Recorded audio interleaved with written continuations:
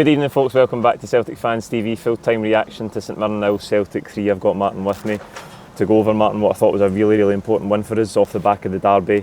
Imperative we got 3 points and we got a brilliant start to the game. I think so you wouldn't have picked if you said, let's try and get an easy finish to the campaign or to the mid-season. St Mirren away, one of those fixtures that have been really tough in the last couple of years and we've really struggled, but it didn't feel that way tonight.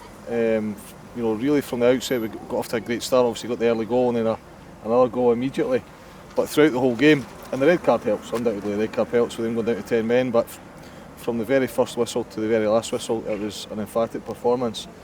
And what a different feeling from a couple of weeks ago. A couple of weeks ago we were really down the dumps after a couple of bad results, but combination of the good result and good performance at the weekend and an excellent performance tonight. We really don't want the running games to stop. We don't want that 2-week break, we want another game. I was really pleased with tonight's performance, and you look at the bench now with EMPHATIC coming back and Maeda coming back and you think, oh, for sudden we've got a strong bench and a strong starting 11.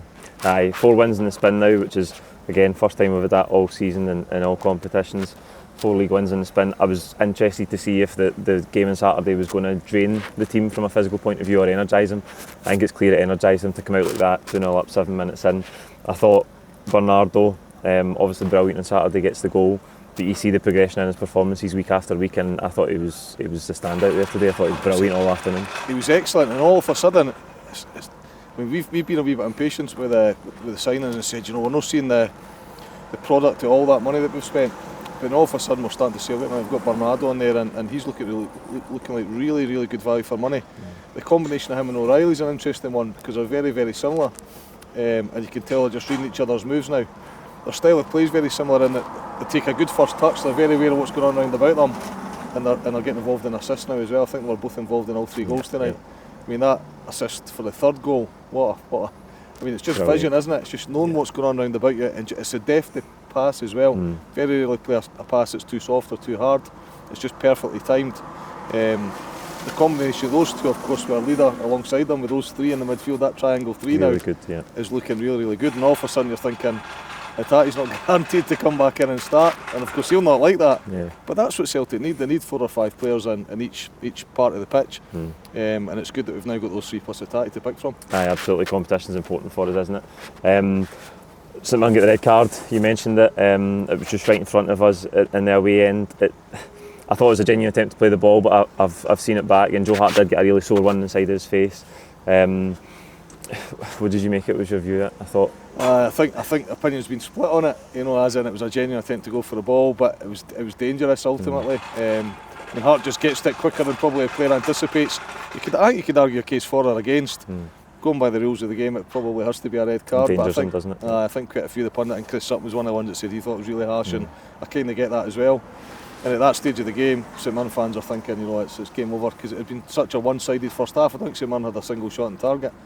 And in the second half, I'm surprised we didn't score 5 or 6. A number of chances we had, but their keeper was excellent second half. Yeah, I mean that'd be the only complaint, wouldn't it? They go down to 10 men. Obviously Rangers were down to 10 men at the weekend, and the manager was quite critical of just losing control late in the game and not working the extra man. I think we did work the extra man today, but just the lack of end product maybe in the second half where we should have had maybe 4 or 5 today. I thought Kyogo should have had at least 2.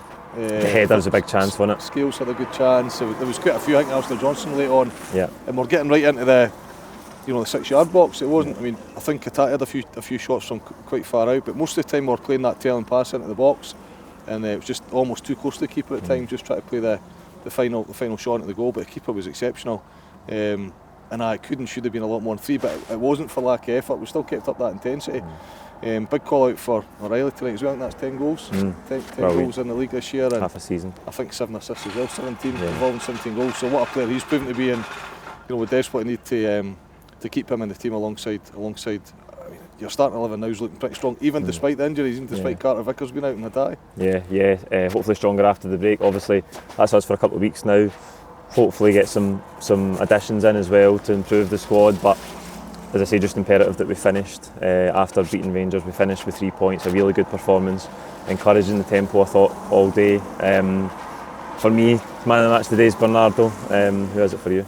I was thinking of Riley earlier on, but Bernardo's assist for that 3rd goal was special, and he had played really well throughout the whole game. I thought there was nothing really between those two, but I'd give it to Bernardo. I think just that he's come so far in a short space of time.